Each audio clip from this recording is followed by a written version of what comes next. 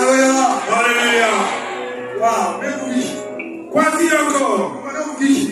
Qu'est-ce que je veux dire encore? Le réveil est si magnifique. Parce que quand le réveil est là, on n'a pas encore à inciter au réveil. Mais non, les gens se lèvent en courant.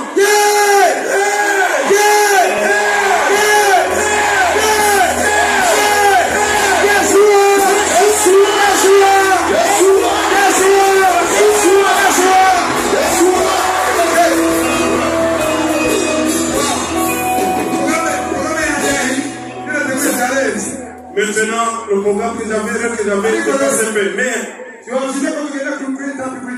il est temps et il est agréable qu'on puisse aller à l'étape suivante. Pour tous qui étaient devant. Pour tous qui étaient devant. Demain, ceux qui seront encore ici à Bujumbura, j'ai encore besoin de vous rencontrer.